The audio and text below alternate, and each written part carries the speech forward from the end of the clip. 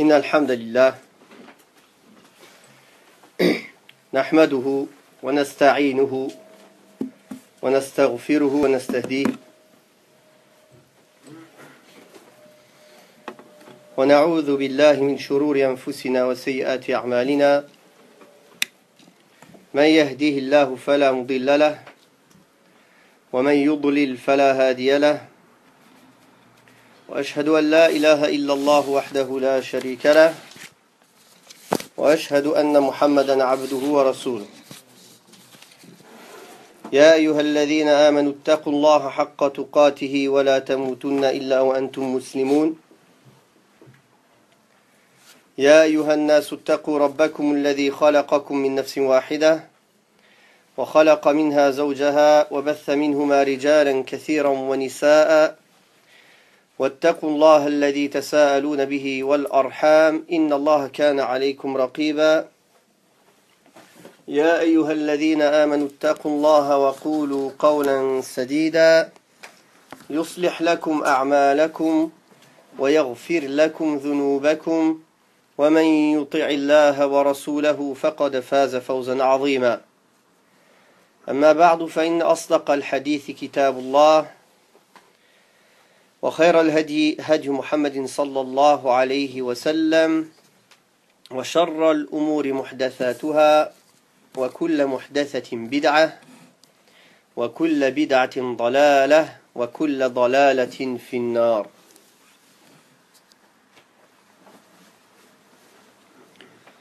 Serviteurs d'Allah, mes frères, mes sœurs, nous allons continuer par la grâce d'Allah subhanahu wa ta'ala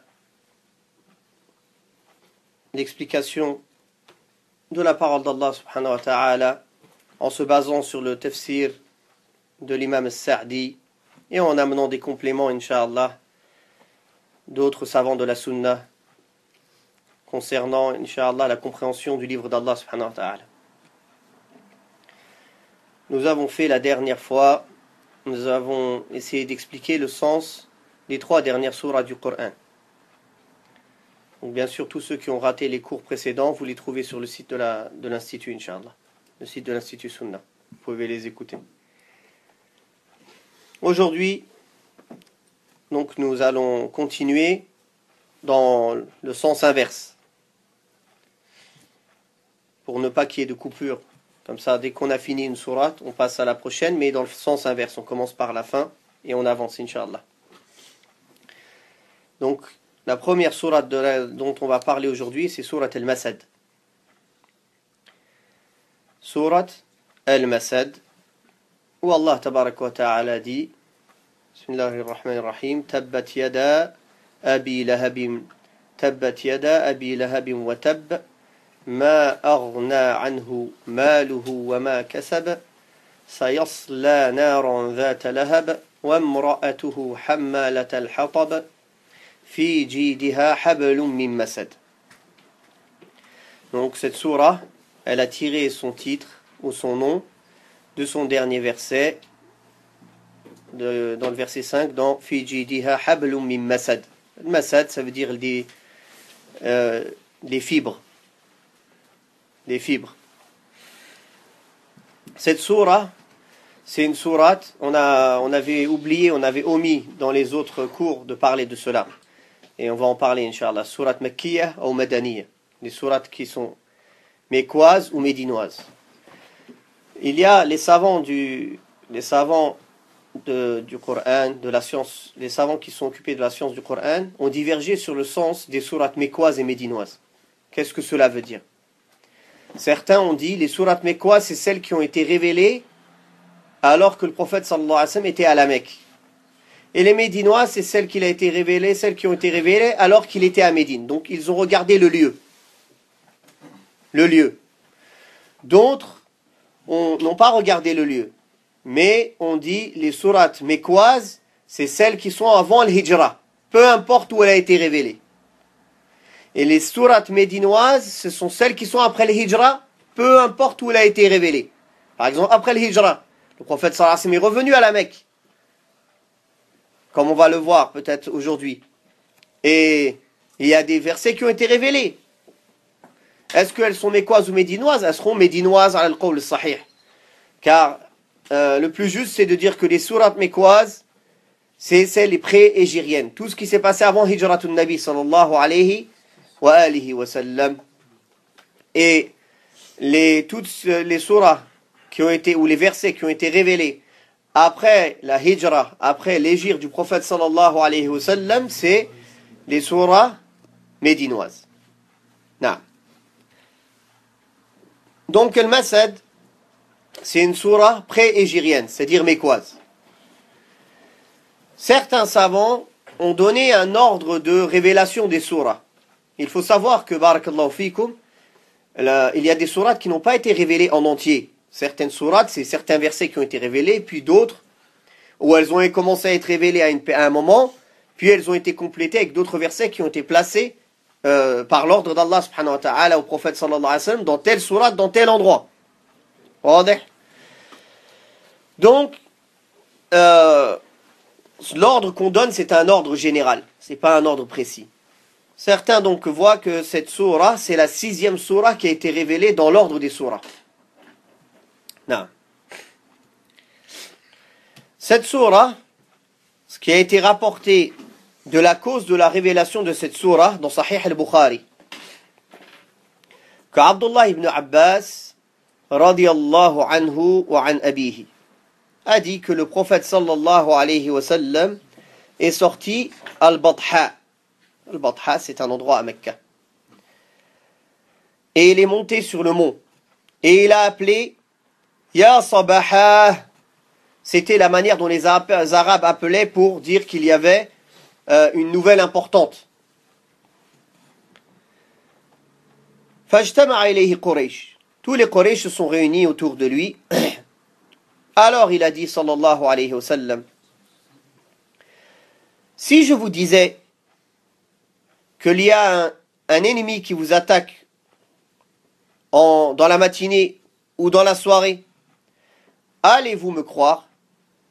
Ils ont dit oui. Le messager d'Allah sallallahu alayhi wa sallam de répondre, alors je suis pour vous un avertisseur avant un châtiment très dur. Abu Lahab a dit, est-ce que tu nous as réunis que pour ça? Tabban laka. Tabban laka. Que tu périsses. Alors Allah Ta'ala a révélé, Tabbat yada abi lahabin wa tab. Que périssent les deux mains d'Abu Lahab et que lui-même périsse. Non. Cette sourate, c'est un miracle du Coran. Car il est venu annoncer sur une affaire future. Quand cette sourate a été révélée, Abu Lahab n'était pas mort. Et cette sourate a révélé qu'il mourrait mécréant et qu'il serait en enfer. Rien que pour mettre les gens dans le doute, Abu Lahab aurait pu faire exprès de rentrer en islam pour aller à l'encontre de cette sourate. Mais il est mort mécréant. Donc, cette sourate, premièrement, elle est venue indiquer une chose qui va se passer dans le futur et effectivement, ce s'est passé comme Allah a dit. Ça ne pouvait pas se passer autrement. Abu Lahab, c'était un des pires ennemis du prophète Muhammad sallallahu alayhi wa sallam et pourtant c'était son oncle. Et pourtant, c'était son oncle.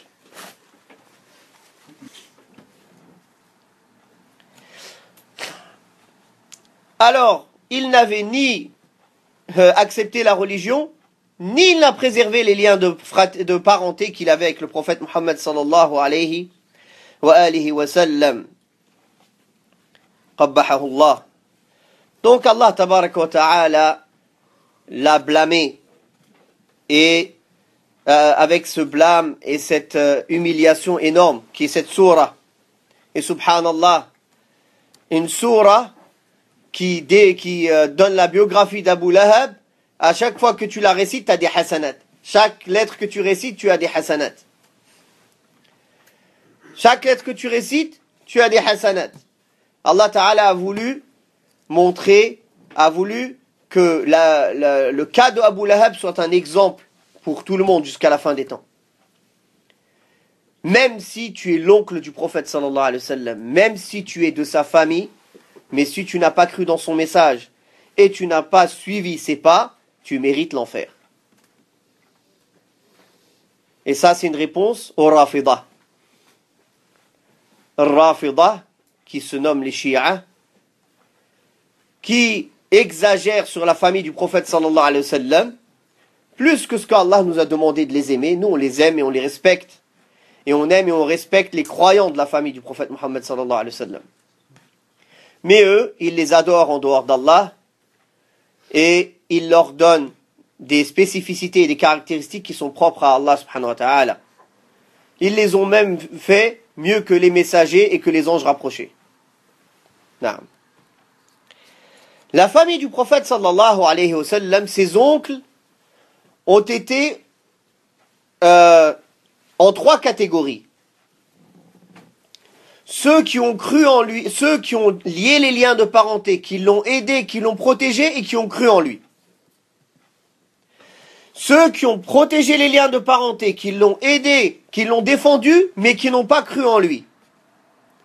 Et ceux qui l'ont combattu, ils l'ont détesté, ils n'ont pas tenu les liens de parenté et qui n'ont pas cru en lui. L'exemple des premiers, c'est Hamza et Al-Abbas, le père de Abdullah. Al-Abbas. Hamza, dont le prophète sallallahu alayhi wa sallam a dit que c'était le chef des martyrs, le meilleur des martyrs. Hamza ibn Abi Talib. Hamza ibn Abi Talib, Asadullah wa Asadu Rasoulih. Radiyallahu anhu. Et l'Abbas, radiyallahu anhu. La deuxième catégorie, c'est Abu Talib. Abu Talib aimait le prophète sallallahu alayhi wa sallam pour sa personne, pour les liens de parenté qui le liaient à lui. Mais il ne l'aimait pas pour le message avec lequel il était venu. Et il n'a pas cru dans le message avec lequel il est venu. Donc il l'a protégé. Il l'a défendu pour sa personne. Ça lui a été bénéfique. Mais pas assez bénéfique. Quel bénéfice? C'est qu'il aura un allègement du châtiment en enfer. C'est ça le bénéfice. Ça c'est spécifique. C'est une shafa'a, ça aussi c'est une intercession spécifique au prophète sallallahu alayhi wa sallam qui a demandé à Allah le maximum qu'il pouvait faire pour Abu Talib. Car il ne pouvait pas lui demander de l'entrer au paradis car c'est un mécréant. Donc il a demandé à Allah de lui alléger son châtiment en enfer. Et comme il est venu dans le hadith sahih, il va avoir 2 braises sous ses pieds qui sont tellement brûlantes que son cerveau va bouillir et il croit qu'il est en train de subir le pire des châtiments de l'enfer. Non. Jusqu'au dernier moment, le prophète sallallahu alayhi wa sallam a fait l'effort pour qu'il croie, qu'il accepte l'islam, jusqu'à son lit de mort. Mais Julasa Sou, les mauvais compagnons, ils ont été la cause de l'affermir dans l'égarement et de rester sur la religion de ses parents. D'où, subhanallah, le malheur et la gravité de s'asseoir avec les gens de l'égarement, les mécréants et les gens de la bid'a. Car Julasa Sou, les mauvaises compagnies, ce sont une cause de la mauvaise compagnie, c'est une cause de te diriger vers le mal. Comme le prophète sallallahu alayhi wa sallam a donné l'exemple de Jalis al-Salih ou Jalis al-Sou, le bon compagnon et le mauvais compagnon. Le bon compagnon, c'est comme un vendeur de parfum. Ou bien il va t'en donner, ou bien tu vas en acheter, au minimum tu vas sentir la bonne odeur. Alors que le mauvais compagnon, c'est comme un forgeron. Ou bien il va te brûler, ou bien au minimum tu vas sentir la mauvaise odeur. Tu ne sors avec aucun bénéfice d'un mauvais compagnon.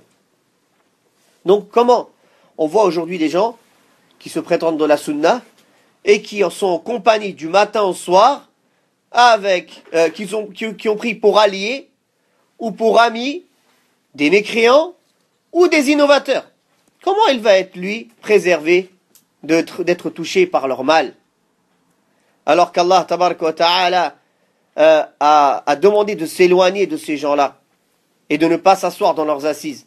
Le seul moment où on doit les fréquenter, c'est pour les appeler au khair, pour leur faire la da'wah, pour leur enseigner le bien, si on espère en eux qu'ils écoutent. Hein, mais si on voit qu'ils sont butés dans leur position et qu'ils ne veulent plus écouter et qu'on leur a transmis et qu'on leur a éclairci et qu'on leur a détaillé, alors on se désavoue d'eux et on s'éloigne d'eux. Et on s'éloigne d'eux. Mais le hajr, par contre, c'est autre chose. Le hajr, c'est hasab al-maslaha. Est-ce qu'on les exile, est-ce qu'on on les met de côté ou non? Ça, c'est selon la force qu'on a. Si les ahl sunnah sont en force et que le hajr, il a un effet positif sur le fait que la personne ne se sent isolée, ça va être une cause qu'elle revienne, alors on le fait. Si par contre, vous êtes 2-3 pèlerins et vous faites le hajr, et au contraire, les gens qui pouvaient s'approcher de la sunna, ils vont avoir une mauvaise image de vous. Et ils vont rien comprendre pourquoi vous faites cela. Alors dans ce cas-là, il y a pas c'est pas la maslaha de faire le hajr.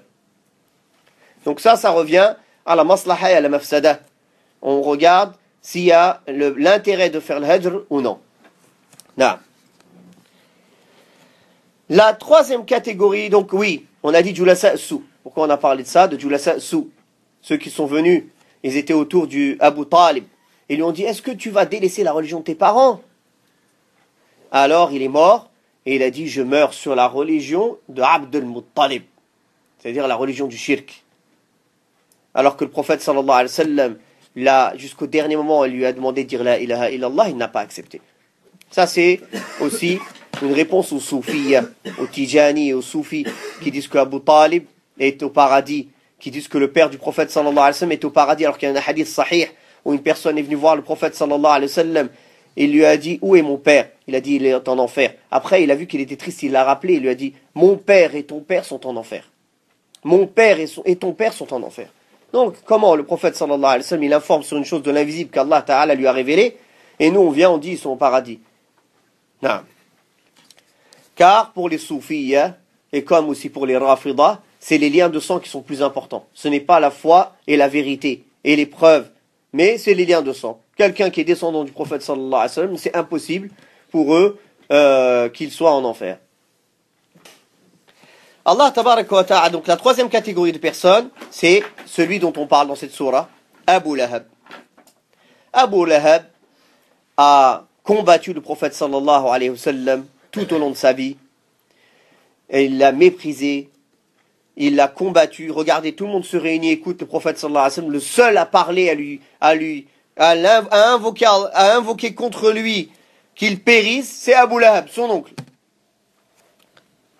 Et il mérite bien cette kunya, Abu Lahab, hein, le possesseur des flammes, ou celui qui aura les flammes, celui qui brûlera en enfer. Non. Allah Ta'ala a dit donc, Tabbat yada Abi Lahabin wa tab, que périssent les deux mains d'Abu Lahab, et que lui-même périsse.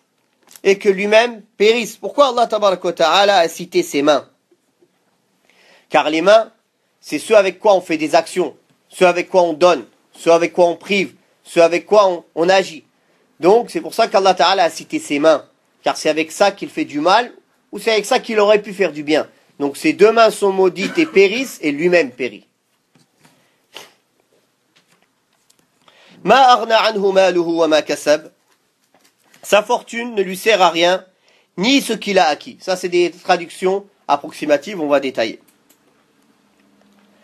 Ma arna anhu, les savants ont divergé, est-ce que ma ici, c'est dans le sens السؤال يعني للاستنكار يعني est-ce que son argent et ses biens ils lui ont servi à quelque chose? Dans le sens non.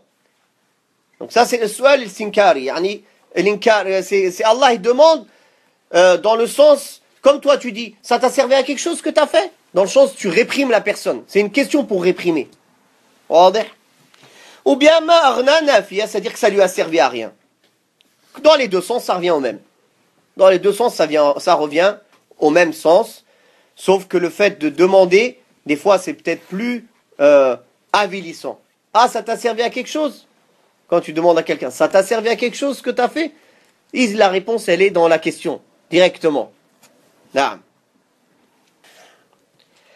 Ma aghna anhu maluhu, c'est bien. tout ce qu'il possède, tout ce qu'il a accumulé, ça ne lui a servi à rien dans ce monde, car il n'a pas trouvé la bonne voie, et ça ne lui servira à rien dans l'au-delà, car ça ne le préservera pas du châtiment de l'enfer. Wama kasab, les savants ont donné plusieurs interprétations à Wama kasab, et ce qu'il a acquis. Comme il est venu dans les hadiths sahiha, que le kasb, tes enfants, ça fait partie de le kasb aussi, de ce que tu as acquis. Donc Wama kasab, ils disent, et ses enfants, sa descendance. Certains ont dit, Wama kasab, ça veut dire sa descendance.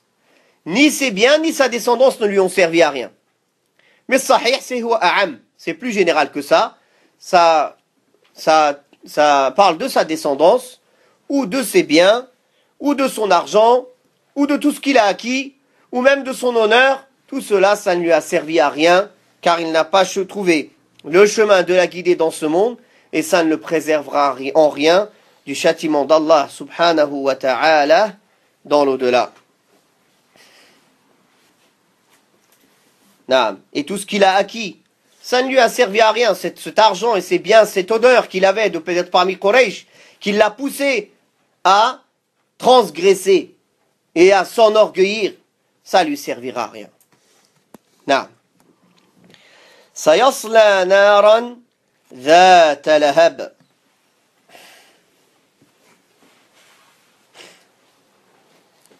Ça veut dire que le feu, il va l'entourer de toutes parts. Et ici, sayasla naran, le signe ici, c'est litta'kid wa littaqrib. Litta'kid wa littaqrib, c'est-à-dire que c'est proche. Bientôt, il brûlera dans un enfer, dans un feu qui va l'entourer. Et bien sûr, c'est bientôt, car ce bas monde, même s'il dure des siècles, ce n'est que peu par rapport à l'au-delà. Comme le prophète, comme Allah tabaraka wa ta'ala a dit, quand on va leur demander combien ils sont restés, lam yalbathu illa sa'atan min nahar. Ils sont restés qu'un moment de la journée. Ashiyatan aw duhaha, ou une après-midi ou une matinée. Ça, c'est ce que les gens ils vont dire, combien ils sont restés sur terre. Donc, il est clair que c'est proche le moment où il va brûler en enfer. Donc Allah Ta'ala, il a affirmé, sayasla naran, certes, il va brûler dans un feu dhata lahab, qui est plein de flammes, qui vont l'entourer et qui vont le brûler, et cette promesse est très proche. Et cette promesse est très proche. وَامْرَأَتُهُ حَمَّالَةَ الْحَطَبِ. Sa femme, et de même sa femme, la porteuse de bois. Naam. Sa femme, qui était Jamil, sœur de Abu Sufyan, qui avait un grand rang chez Quraysh, c'est la sœur de qui? La sœur d'un des chefs de Quraysh. C'est une Qurashiyya, mais son rang, sa place, ça ne lui a servi à rien, elle non plus. Et malgré son rang et sa place, elle s'adonnait à des actes avilissants. Elle allait dans le désert avec à son cou une corde de fibres pour aller ramasser des bois épineux et les jeter dans les rues non éclairées pour nuire au prophète Muhammad sallallahu alayhi wa alihi wa sallam. Naam. Et elle portait cela donc sur son dos. Et aussi il est dit que وَامْرَأَتُهُ حَمَّالَةَ الْحَطَبِ فِي جِيدِهَا حَبْلٌ مِّن مَّسَدٍ. À son cou une corde de fibre. Ça c'est ce qu'elle avait, comment elle utilisait. Elle utilisait une corde de fibre pour porter son bois. Mais aussi ils disent qu'en enfer, elle aura une corde de fibre à son cou qui va la mutiler. Qui va la mutiler. Nas'Allah salam wa l'afiyah. Naam.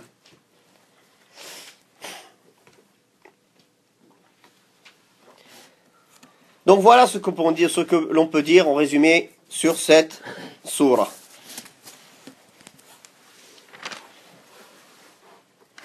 La prochaine sourate, donc bien sûr on vous a dit qu'on montait, on n'allait pas dans l'ordre, c'est Surat al-Nasr. Surat al-Nasr.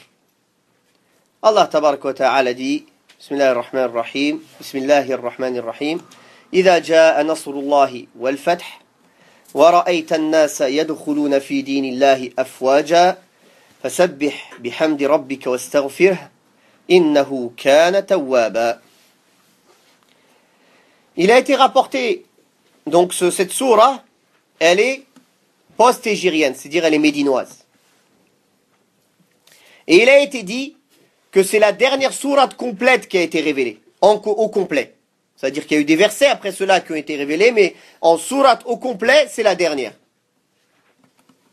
Comme on va le voir dans la parole de Ibn Abbas, qui est rapportée par l'imam Muslim. Ubaydillah ibn Abdullah ibn Utbah a dit, Abdullah ibn Abbas m'a dit, est-ce que tu sais quelle est la dernière sourate du Coran qui a été révélée en entier? J'ai dit oui. إِذَا جَاءَ نَصْرُ اللَّهِ وَالْفَتْحِ. Il a dit, tu as dit vrai. Dans une autre version, dans la version d'Ibn Abi Shaybah, il n'a pas dit la dernière. Il lui a dit, sais-tu quelle sourate est descendue en entier? Dans la version de Muslim, il a dit la dernière. Ceci est rapporté par, donc, la première version, Akhir Surah. La dernière surah, c'est rapporté par l'imam Muslim. Dans cette surah, il y a la bonne annonce au prophète sallallahu alayhi wa sallam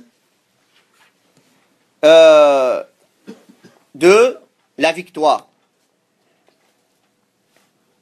Et de ce qui va en découler de cette victoire, c'est-à-dire que les gens ils vont entrer dans la religion d'Allah en masse.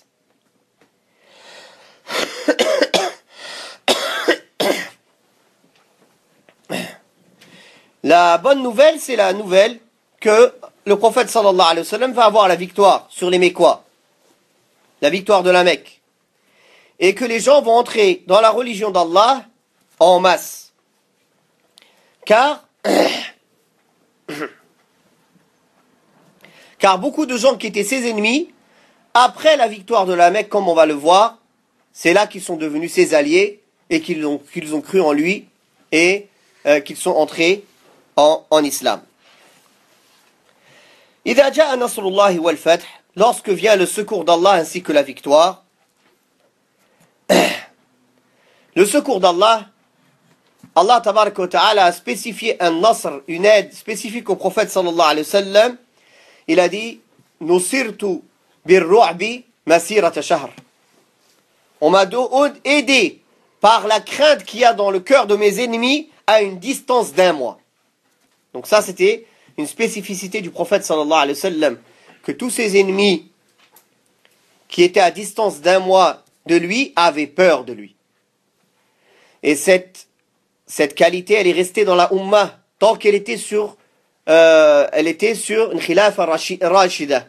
Elle était sur un califat bien guidé.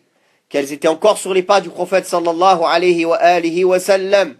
Et qu'il n'y avait pas de dissension entre les croyants. Mais quand la fitna est entrée entre les croyants, alors cette crainte, elle est partie du cœur des ennemis.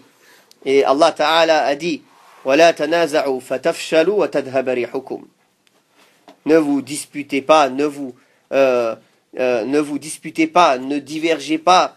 فَتَفْشَلُوا. Vous allez faiblir. وَتَذْهَبَ رِيحُكُمْ. Et votre honneur, le crainte qu'il y a dans le cœur des ennemis, elle va partir. Non. La victoire de la Mecque s'est arrivée au 20 Ramadan de la 8e année de l'Hégire. Le prophète sallallahu alayhi wa sallam est venu avec une armée immense à la Mecque. Abu Sufyan est sorti dans la nuit, on lui a dit qu'il y avait des armées de toutes parts. Il a eu peur, il est sorti dans la nuit, il a été voir, il a voulu trouver un accord pour sortir la tête haute de ce problème-là. Et il a été voir le prophète sallallahu alayhi wa sallam. Et il a cru en lui. Et il est rentré à la Mecque. Et le prophète sallallahu alayhi wa sallam est entré victorieux et il a donné le meilleur exemple du comportement d'un musulman quand il est victorieux, quand Allah lui donne la victoire. Il est entré la tête baissée, sallallahu alayhi wa sallam. Il disait qu'il avait la tête tellement baissée que sa barbe, elle touchait sa poitrine. Par modestie pour Allah subhanahu wa ta'ala. En répétant La ilaha illallah. Anjaza wa'dah. Wa nasara abdah. Wa hazama al-ahzaba wahdah. La ilaha illallah. Nulle divinité d'une adoration sauf Allah. Il a accompli sa promesse. Il a aidé son serviteur. Et il a combattu, il a vaincu tous les coalisés et les qui étaient contre le prophète sallallahu alayhi wa sallam. Il s'en est remis à Allah subhanahu wa ta'ala par toute modestie. Il a baissé la tête. Regardez, tous ceux qui ont lu les livres d'histoire, tous les conquérants, tous ceux qui ont vaincu dans une bataille leurs ennemis, comment ils entrent? Comme Allah Ta'ala les décrit dans le Coran. Ils rentrent وَجَعَلُوا عَزَّةَ أَهْلِهَا أَذِلَّةً وَكَذَلِكَ يَفْعَلُونَ. C'est comme ça qu'ils font les rois. Quand ils rentrent dans un pays, l'honneur des gens, ils les avilissent, ils les rabaissent, ils détruisent tout. La première chose qu'ils font, ils rabaissent, ils tuent, ils pillent les têtes de leurs ennemis pour montrer leur puissance. Pour montrer leur puissance. Mais le prophète, alayhi salatu wassalam, il est entré la tête baissée. Et il a ordonné de ne pas toucher à ceux qui étaient dans leur maison, ceux qui étaient dans la maison d'Abu Sufyan, ceux qui étaient autour de la Kaaba. Il a cité que quelques noms de gens, de grands ennemis de l'islam, qu'il fallait absolument abattre. Il a envoyé, comme on pourrait dire, une équipe d'élite pour aller chercher cela. Le reste, il est entré, il a interdit de les toucher. Et il est arrivé à côté de la Kaaba. Et il a élevé sa voix, il a dit, que pensez-vous que je vais faire de vous aujourd'hui? Que pensez-vous que je vais faire de vous aujourd'hui? Ils lui ont dit, tu es quelqu'un d'honorable, de généreux. Tu es quelqu'un de généreux et d'honorable. On pense que tu vas agir selon ce qu'on pense de toi. Et il leur a dit, je vous dis aujourd'hui, comme Youssouf a dit à ses frères, qu'Allah vous pardonne, wa huwa arhamur rahimin. La tathriba alaykum al-yawm.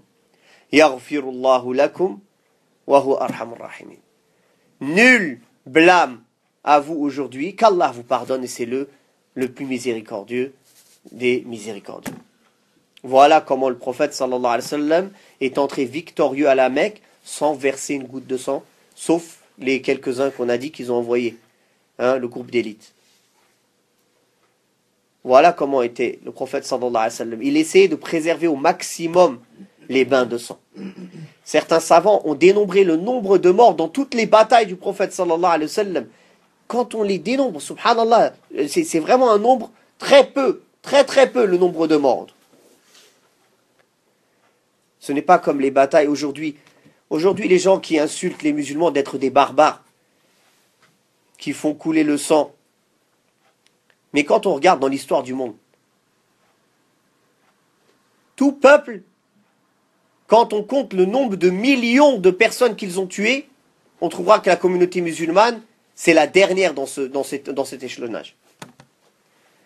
Les Tatars et les Mongols, combien ils ont tué? Les Chinois avec leur guerre d'empire et de royaume, combien de milliers, dizaines de milliers, peut-être de millions ils ont tué? Les communistes, combien de millions et de dizaines de millions ils ont tué? La première et la deuxième guerre mondiale, combien de dizaines de millions elle a tué? Les colons, quand ils sont arrivés en Amérique du Sud, ils ont dit qu'ils ont tué plus de 50 millions d'Américains, de vrais Américains, d'Indiens d'Amérique. Après, on dit que c'est les musulmans, les barbares. Donc regardez comment le prophète sallallahu alayhi wa sallam est rentré victorieux à la Mecque. Ça montre aussi quelque chose, barakallahu fikum. Le musulman, il ne va pas au combat quand il est en faiblesse. Le prophète sallallahu alayhi wa sallam, quand il était à la Mecque, Il était faible. Ils étaient peu. Ce n'est pas le courage et la foi qui leur manquaient. Il n'y a pas plus courageux et plus fort dans la foi que ceux qui étaient avec le prophète sallallahu alayhi wa sallam à la Mecque. Mais ils étaient faibles. Ils étaient peu. Ce n'était pas le moment. Certains aujourd'hui vont dire le prophète sallallahu alayhi wa sallam était à la Mecque et les dirigeants de la Mecque c'était des koufars, n'est-ce pas? Est-ce que c'est pas l'obligation des musulmans de renverser un gouvernement de koufars et d'établir la charia d'Allah? Pourquoi il l'a pas fait le prophète sallallahu alayhi wa sallam? Parce qu'il n'avait pas le qudra, il n'avait pas la capacité, bien que les dirigeants étaient des koufars. Et Allah leur a dit ألم تر إلى الذين قيل لهم كفوا أيديكم وأقيموا الصلاة وآتوا الزكاة. Mais après, فلما كتب عليهم الجهاد القتال. Mais quand après Allah Ta'ala dit, donc dans le sens des versets, ne vois-tu pas ceux qu'on leur avait dit de baisser leurs mains, c'est-à-dire de ne pas répondre aux provocations, d'accomplir la prière et de donner l'aumône. Mais quand le combat leur a été instauré, alors voilà une partie d'eux qui craignent les gens comme on devrait craindre Allah ou ashaddu khashya, ou plus. Quand ils étaient à la Mecque, ils étaient faibles, ce n'était pas le moment ni c'était pas opportun ni le moment de on va dire d'établir un pays islamique. Il a préparé cela, sallallahu alayhi wa sallam.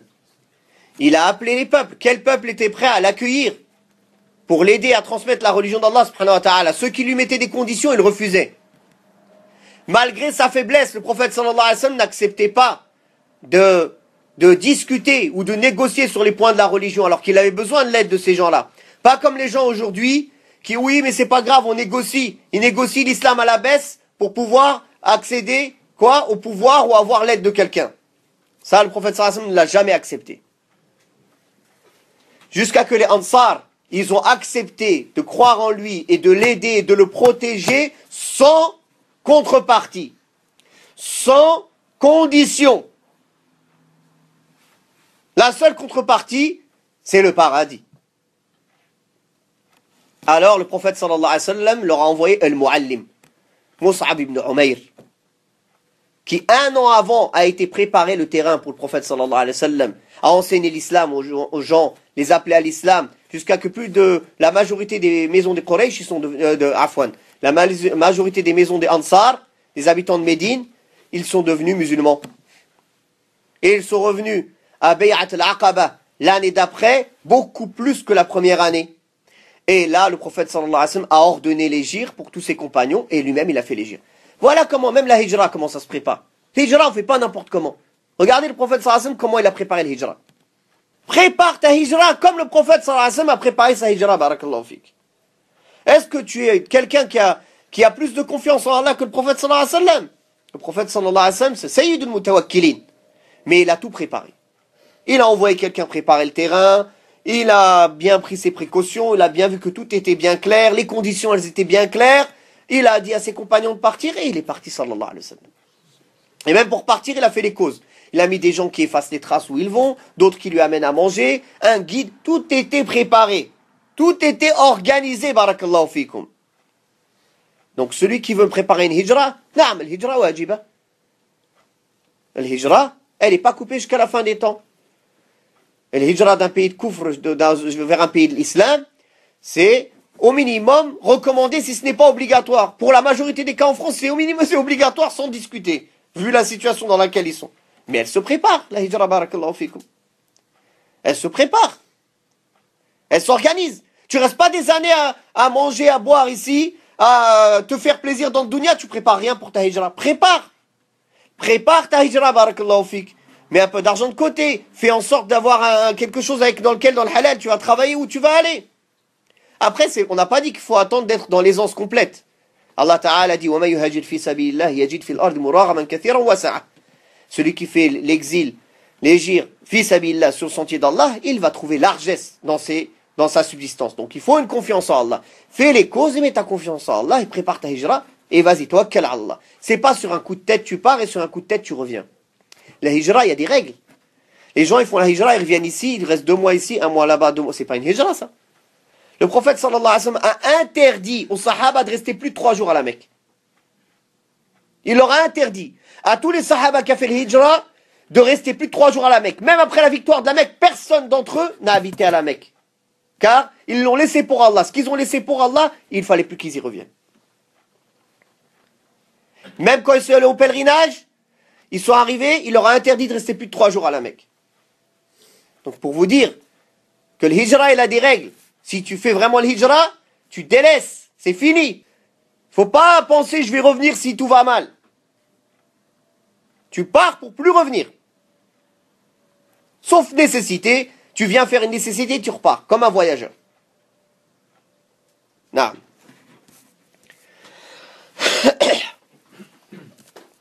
Donc, إذا جاء نصر الله والفتح, voilà la victoire du prophète sallallahu alayhi wa sallam, comment elle était. Et voilà comment les musulmans doivent se comporter aussi, s'ils veulent la victoire. D'ailleurs, le prophète sallallahu alayhi wa sallam n'a pas attaqué la Mecque que parce qu'ils ont rompu le pacte qu'ils avaient entre eux. Il y avait pendant des années un pacte. Et la da'wa, l'islam, elle a besoin de la paix pour se répandre. L'islam, il ne se répand pas dans une ambiance de guerre, dans une ambiance de trouble. La paix, la sécurité, c'est une ni'ma azima, c'est un bienfait énorme, énorme. La sécurité et la paix, c'est nécessaire pour apprendre la religion et la transmettre. Quand les gens sont dans la peur, dans la crainte, tu crois qu'il a le temps d'écouter, d'apprendre des cours de tawhid ou quoi que ce soit? Tous les pays qui sont restés dans la guerre pendant des années, c'est le pays où les musulmans ce sont les plus ignorants, où le shirk il est répandu, où les bid'a, les sectes se sont répandues comme au Liban, et les ahbaj se sont répandus, toutes les sectes bizarres se sont répandues. Pourquoi? Parce que la guerre civile, pendant des années, elle est restée. Les gens, ils n'avaient pas le souci d'apprendre leur religion, ils ont le souci de protéger leur vie, de préserver leur famille.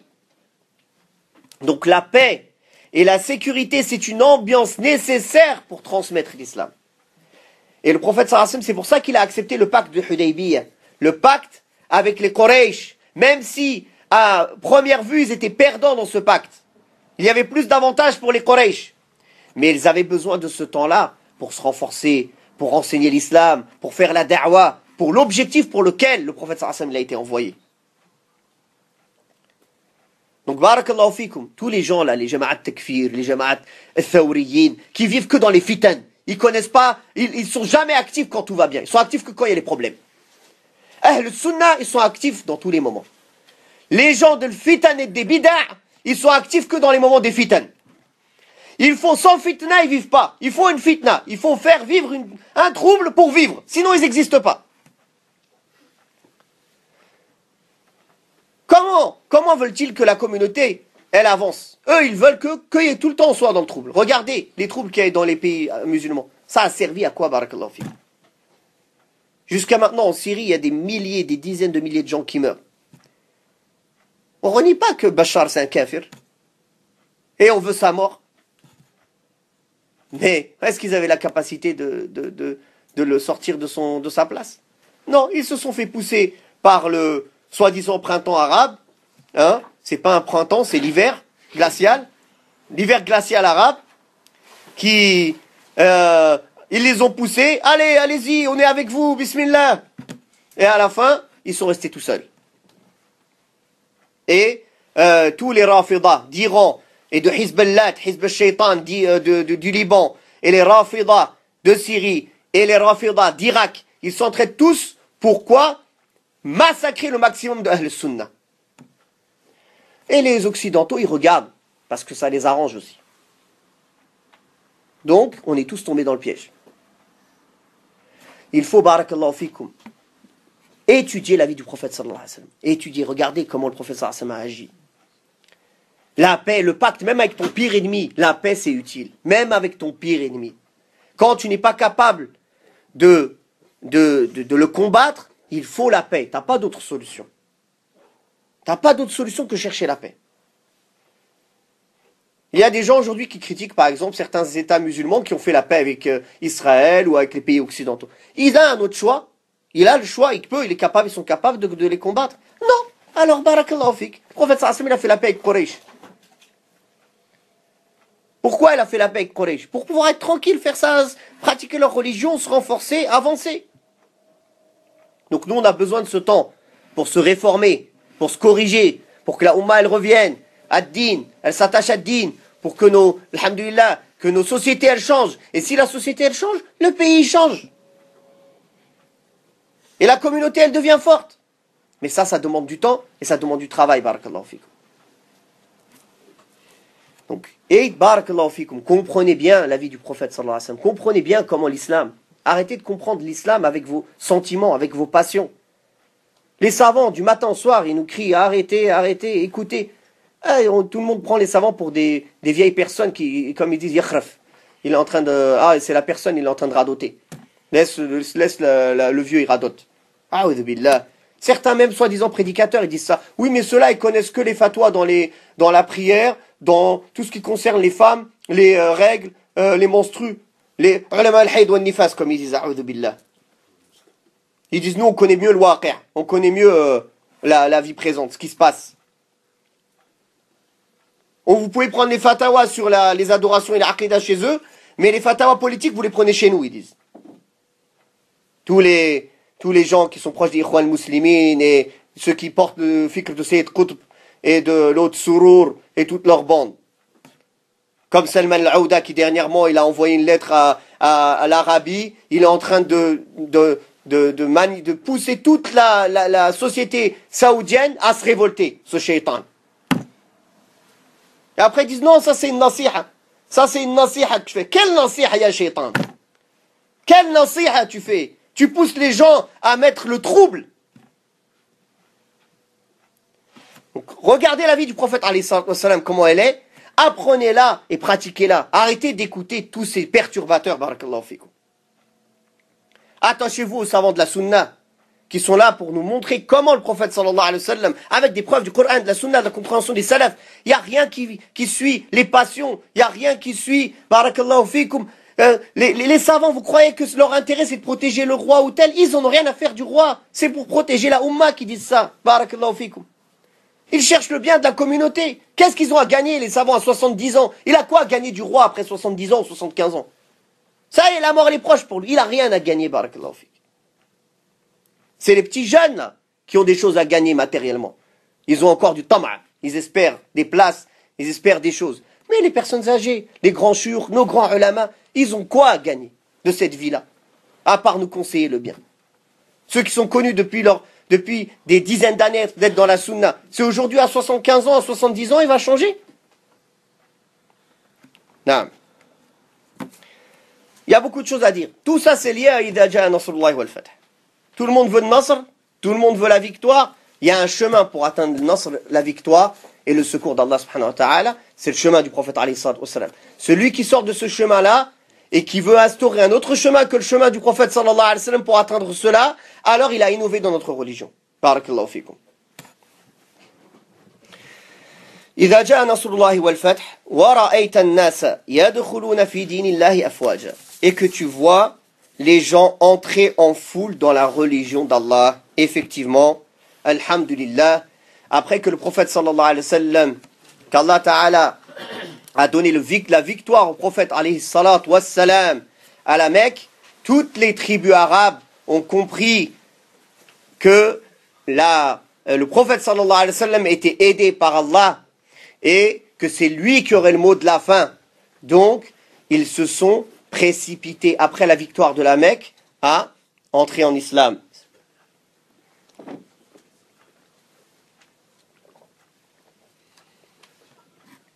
À entrer en islam.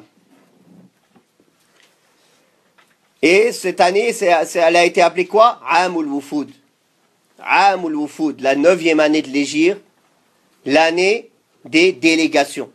C'est l'année où de toute tribu arabe, ils sont venus de délégation en délégation en masse à Médine pour accepter l'islam et pour apprendre l'islam. Et alhamdulillah, dans cette année-là, c'est la majorité de la péninsule arabique qui a accepté l'islam.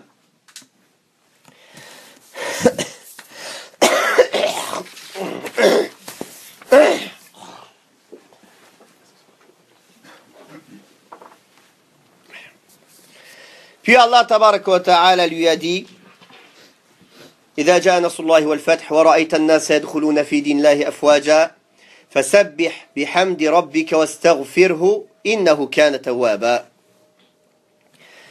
Alors, par la louange, célèbre la gloire de ton Seigneur et implore son pardon, car c'est lui le grand accueillant au repentir. Subhanahu wa ta'ala. Naam. Donc Allah tabaraka wa ta'ala lui a dit en cela, il lui a donné deux signes au prophète sallallahu alayhi wa sallam dans cette parole-là.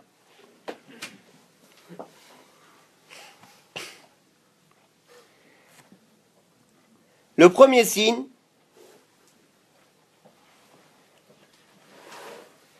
c'est que la religion d'Allah subhanahu wa ta'ala, la victoire, elle va arriver et que les gens ils vont rentrer dans la religion d'Allah en masse.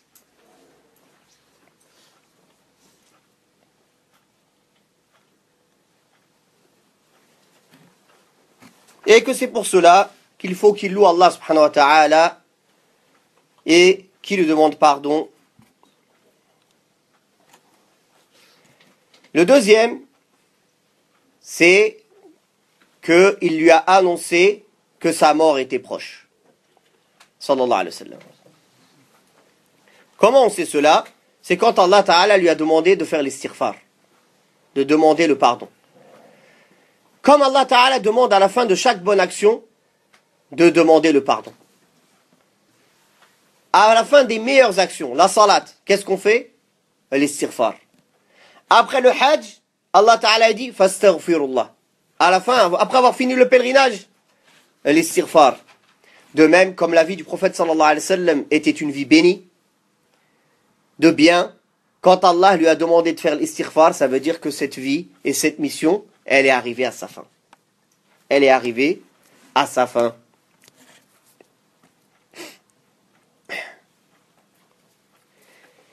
Et il lui a dit فَسَبِّحْ بِحَمْدِ رَبِّكَ وَاسْتَغْفِرْهُ. Istaghfirhu ay utlub minhu al-maghfirah. Demande d'Allah al-maghfirah, le pardon. Et d'ailleurs, personne ne peut gagner le paradis par ses simples œuvres. Même pas le prophète sallallahu alayhi wa sallam. Le prophète sallallahu alayhi wa sallam a dit à ses compagnons قاربوا وسددوا واعلموا أنه لن ينجو أحد منكم بعمله قالوا ولو أنت يا رسول الله قال ولو أنا إلا أن يتغمدني الله برحمة منه وفضل. Il a dit dans le sens des paroles approchez-vous de la perfection et soyez constants et sachez que personne ne sera sauvé que par ses actes. Ils ont dit même pas toi au messager d'Allah, il a dit même pas moi, sauf si Allah me couvre de sa miséricorde et de ses bienfaits. Donc le pardon, le maghfira, c'est le fait qu'Allah tabaraka wa ta'ala couvre les fautes et qu'il les efface subhanahu wa ta'ala. Et personne ne peut atteindre le paradis sans cela. Sans cela. Même le messager d'Allah sallallahu alayhi wa sallam qui est le meilleur des êtres. Omar ibn al-Khattab radiyallahu anhu, comme c'est rapporté dans Sahih al-Bukhari,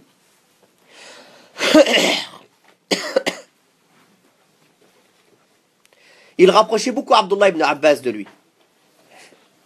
Vous savez tous qu'Abdullah ibn Abbas, il était jeune par rapport à tous les autres compagnons. C'est le cousin du prophète sallallahu alayhi wa sallam, mais il était jeune. Et le prophète sallallahu alayhi wa sallam a invoqué Allah pour lui. Allahumma faqihhu fi ad-din wa 'allimhu at-ta'wil. Ya Allah, rends-le versé dans la religion. C'est-à-dire, fais-le comprendre la religion. Et enseigne-lui l'interprétation. Et Abdullah ibn Abbas, il est resté beaucoup avec Omar. D'ailleurs, il a appris beaucoup, on verra dans les avis d'Abdullah ibn Abbas, beaucoup du fiqh de Omar ibn al-Khattab. Dans les umur fiqhiyya, dans les avis juridiques de Abdullah ibn Abbas, les turfa, c'est juste une anecdote. Abdullah ibn Abbas est rentré un jour chez Ummuna Aisha radiyallahu anha, chez notre mère Aisha radiyallahu anha, bisanadin sahih. Il est venu la questionner sur les 2 rak'at après l'Asr.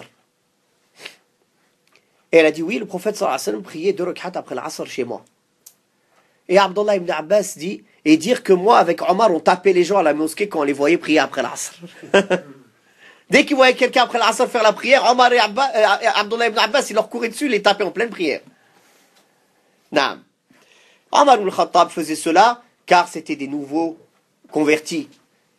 Et il y avait beaucoup, n'oubliez pas que c'est à l'époque de Omar que les adorateurs du feu se sont convertis, soi-disant.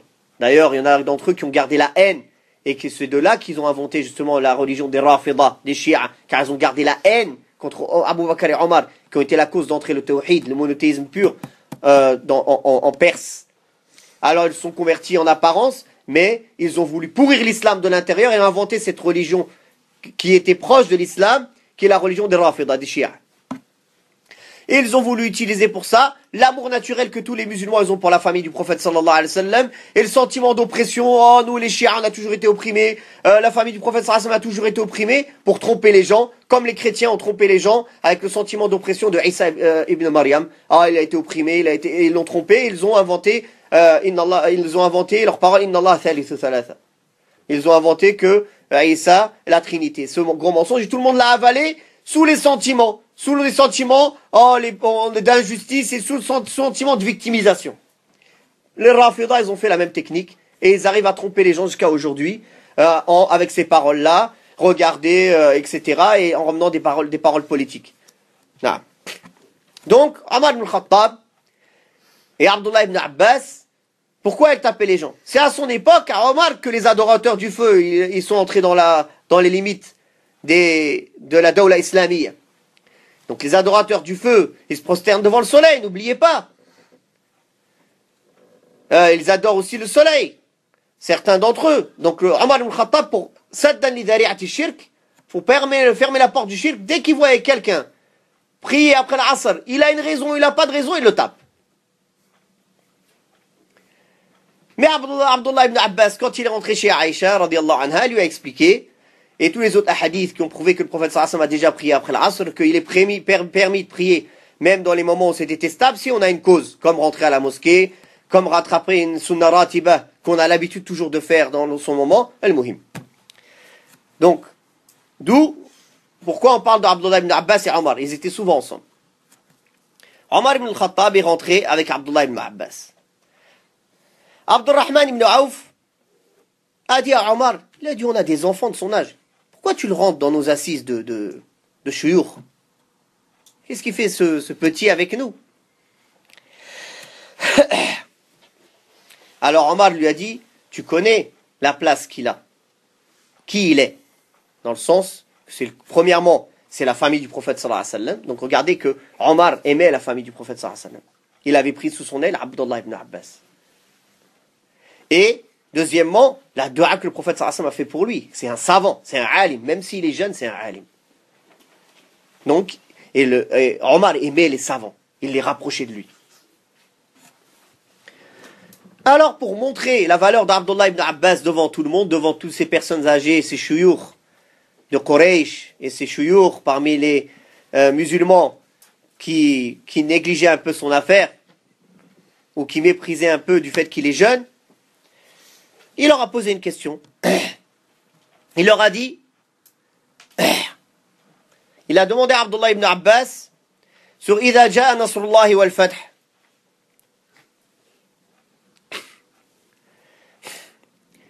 Et il a demandé d'abord aux personnes âgées. Eux, ils ont expliqué selon l'apparence. Allah, il a annoncé la victoire de la Mecque.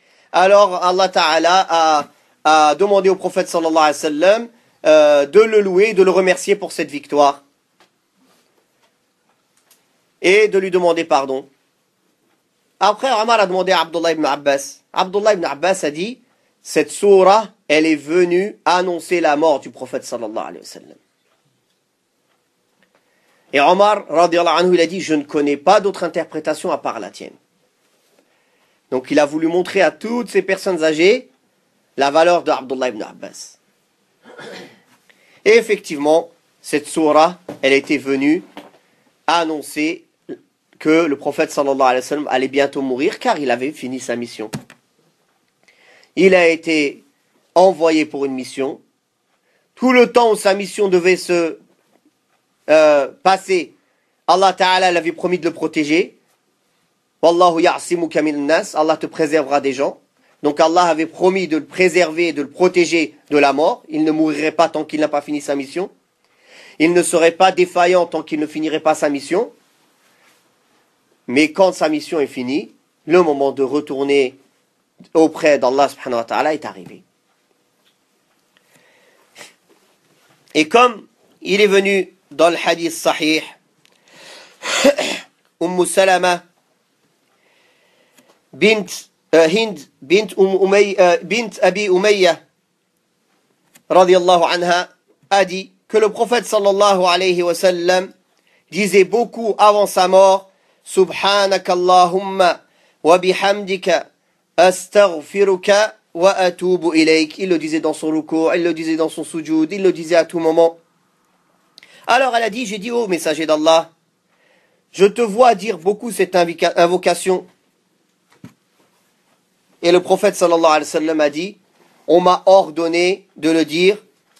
Et il a récité, إِذَا جَاءَ نَصْرُ اللَّهِ وَالْفَتْحُ وَرَأَيْتَ النَّاسَ يَدْخُلُونَ فِي دِينِ اللَّهِ أَفْوَاجًا فَسَبِّحْ بِحَمْدِ رَبِّكَ وَاسْتَغْفِرْهُ إِنَّهُ كَانَ تَوَّابًا.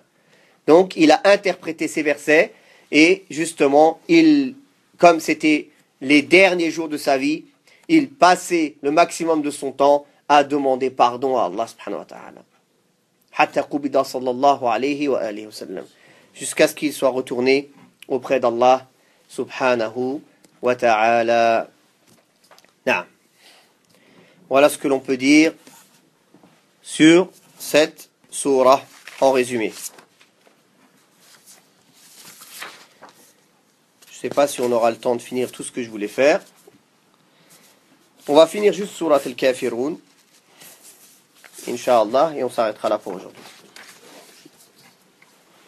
Surat al-Kafirun. Al-Kafirun, c'est les infidèles ou les mécréants. Elle est de 6 versets. C'est une sourate pré-égérienne, c'est-à-dire mecquoise, pardon. Et dans l'ordre des sourates, c'est la 18e qui a été révélée. Allah Ta'ala dit, Bismillahirrahmanirrahim, Qul ya ayyuhal kafirun, la a'budu ma ta'budun, wa la antum 'abiduna ma a'bud, wa la ana 'abidun ma 'abadtum, wa la antum 'abiduna ma a'bud, lakum dinukum waliyadin.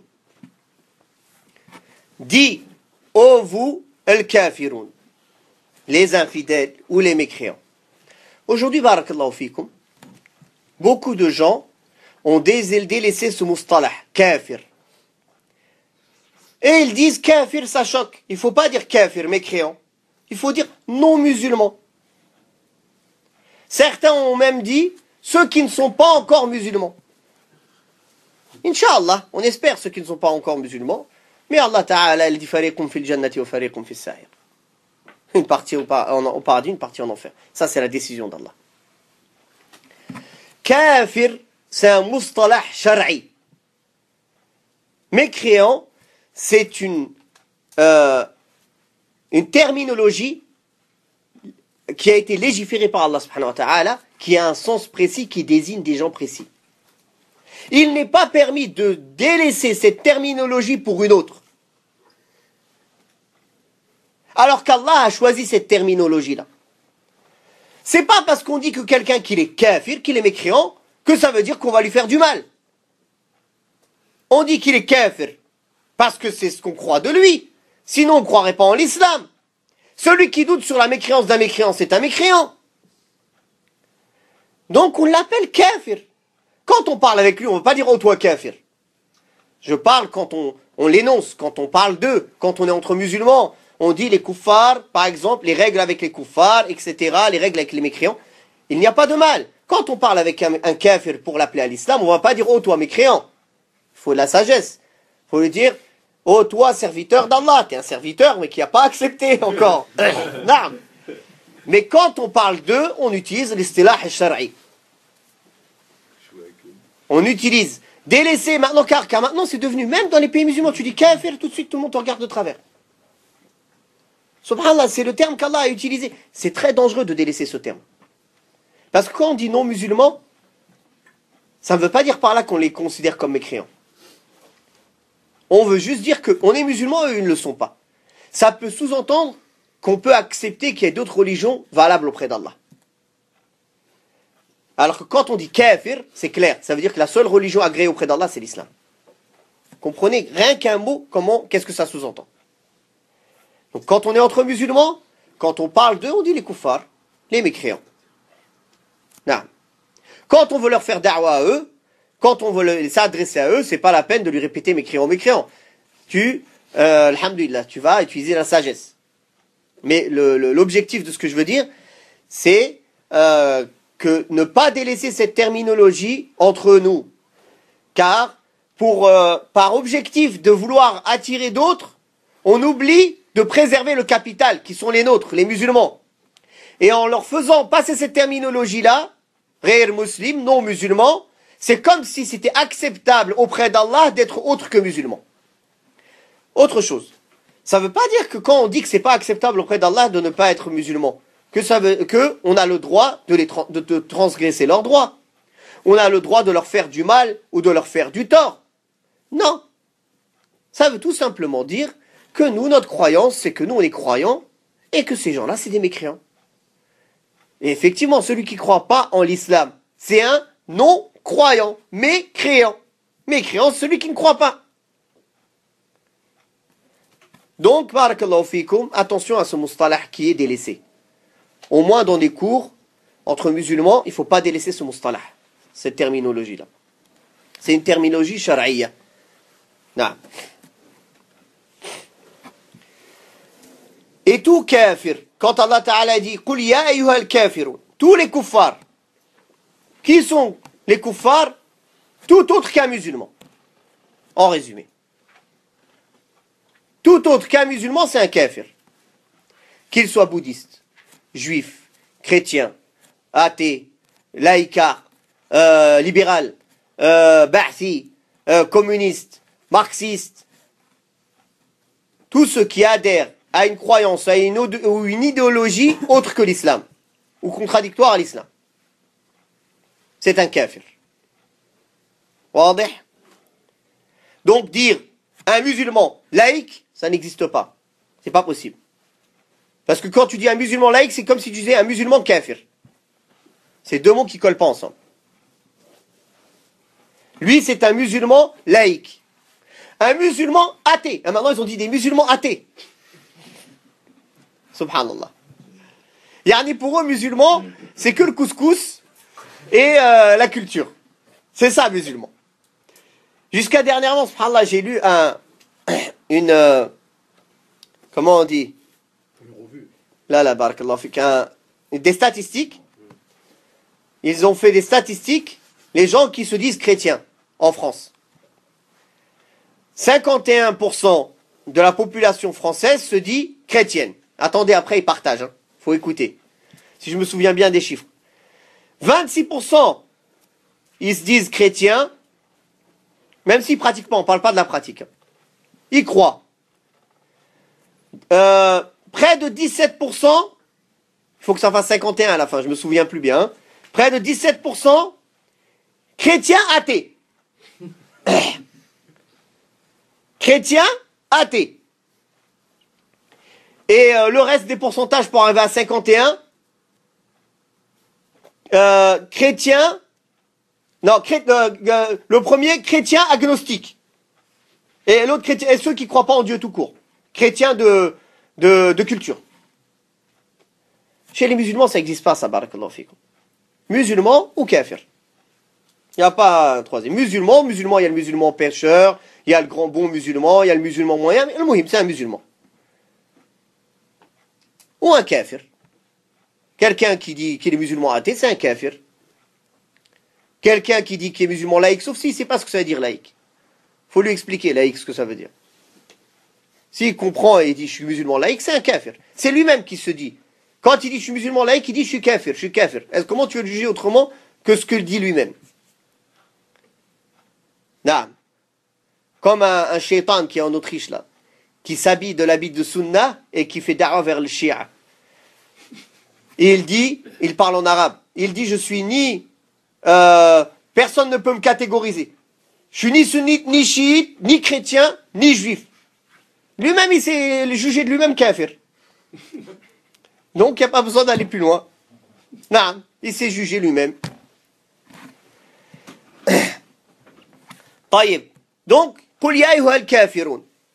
يخاطب جميع الكفار. Dis au Muhammad, dites-vous, ô tous les musulmans, vous les kuffars.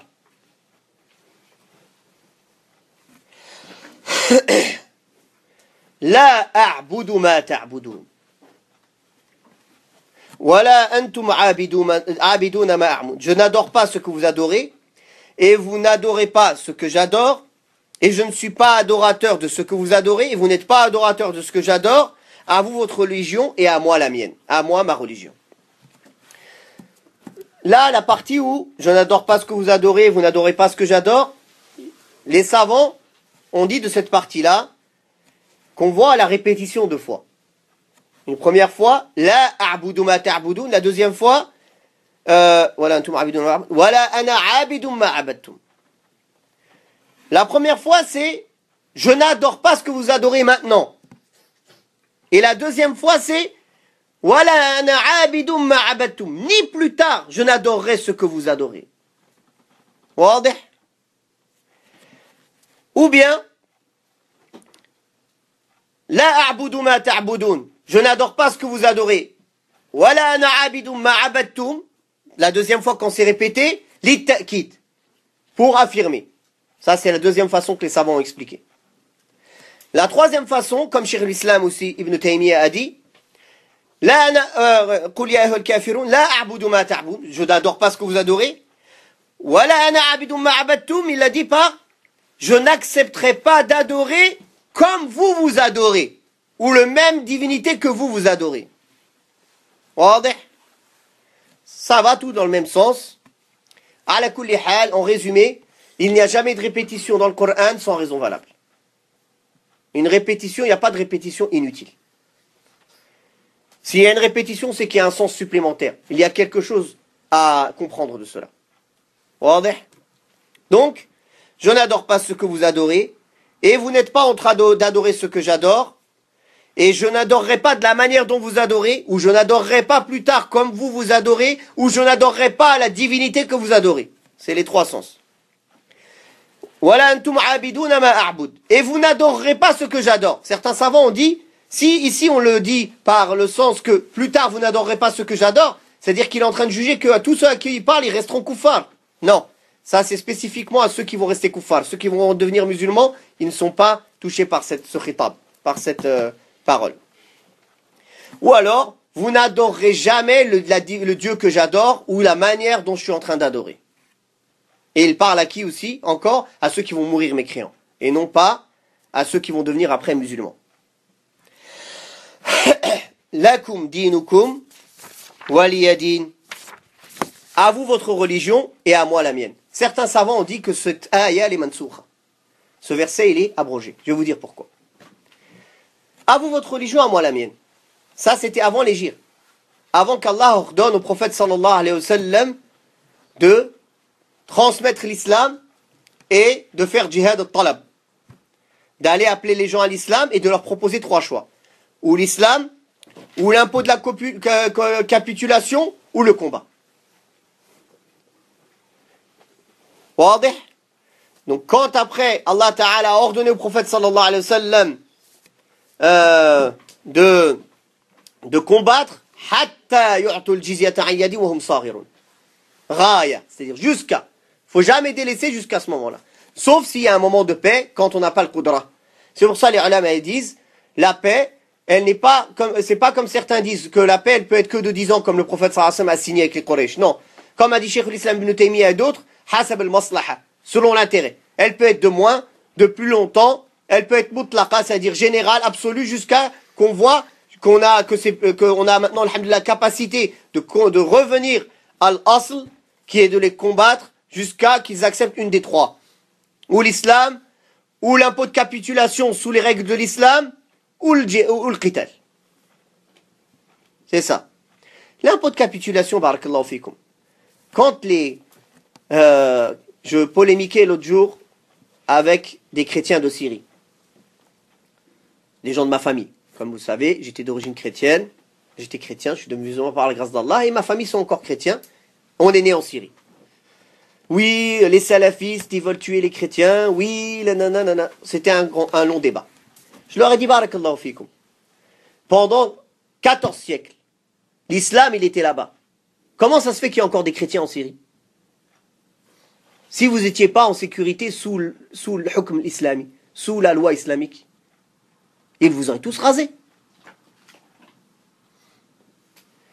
Alhamdulillah, l'islam, la ikraha fi din. On n'a jamais obligé quelqu'un d'être musulman. Il y a même aujourd'hui des coptes chrétiens en Égypte qui demandent l'application de la charia en Égypte. Car ils savent qu'ils sont mieux protégés et plus honorés avec la charia qu'avec les lois qu'il y a actuellement. Il faut savoir qu'un dhimmi, un kafir qui est sous la loi islamique, il a la protection de l'État, les musulmans n'ont pas le droit de lui faire du mal, il a, selon certaines règles, la liberté de pratiquer ses croyances, même si elles sont fausses, mais avec des règles, il ne doit pas le faire en plein jour, il ne doit pas faire da'wa à sa religion, etc., c'est-à-dire seul, lui, dans son coin. Et il paye au bout du compte moins que ce qu'un musulman paye. La zakat que les musulmans y payent, à la fin, c'est plus en quantité que l'impôt de capitulation qu'un dhimmi y paye. Et en plus, il a le droit à l'aide de l'État comme un musulman a le droit. Financière. Et le prophète sallallahu alayhi wa sallam a mis en garde celui qui fait du mal à un dhimmi, à quelqu'un, à un mécréant qui est sous l'autorité musulmane, qui est sous la protection des musulmans. Et il l'a mis en garde et le prophète sallallahu alayhi wa sallam a dit que c'est lui qui sera, qui le khasimuhu yawm al-qiyamah. Que le prophète sallallahu alayhi wa sallam, c'est lui qui sera son polémiqueur, qui sera contre lui le jour du jugement dernier et qui ne sentira pas l'odeur du paradis. Celui qui fait couler un sang sacré. Et le sang sacré, barakallahu fikum, il est 4. Le sang d'un musulman. Le sang d'un dhimmi. Le sang d'un kafir qui est sous l'autorité musulmane. Le sang d'un musta'man. Quelqu'un à qui le gouverneur musulman il a donné la sécurité pour entrer dans le pays. Ou un musulman, simple musulman, il lui a dit tu rentres en sécurité. Tous les musulmans ils doivent respecter sa parole. Et le sang d'un mu'ahad, d'une personne avec qui notre pays il a un pacte de paix. Ces 4 sangs-là sont sacrés, on n'a pas le droit de les toucher. Et celui qui fait couler un sang sacré, comme le prophète sallallahu alayhi wa sallam a dit, il ne sentira pas l'odeur du paradis. Donc c'est pas parce qu'on dit que c'est des kuffars qu'on ne dit pas que leur sang il n'est pas sacré. S'ils rentrent dans ces 3 catégories-là, leur sang il est sacré. Donc a priori nous, par exemple en France, c'est le contraire. On a un ahd. On a promis d'être là, de ne pas faire du mal aux gens avec qui on habite ici. On a donné une promesse. Cette promesse-là, elle n'est pas contradictoire à l'islam. On est obligé de la tenir. Sinon, rends tes papiers, fambid ilayhim ala sawa, comme Allah Ta'ala il a dit, donne-leur, rends-leur leur pacte, dis-leur je suis plus avec vous, je vous combats. Dis-leur en plein jour, pas en cachette, je vous combats, et prends tes responsabilités, si tu es un homme. Et même ça, t'as pas le droit, parce que ça se passe pas comme ça le combat dans l'islam. واضح إن شاء الله. On va s'arrêter là pour aujourd'hui بإذن الله سبحانه وتعالى. والله تعالى أعلى وأعلم. وصلى الله على محمد وعلى آله وصحبه وسلم والحمد لله رب العالمين.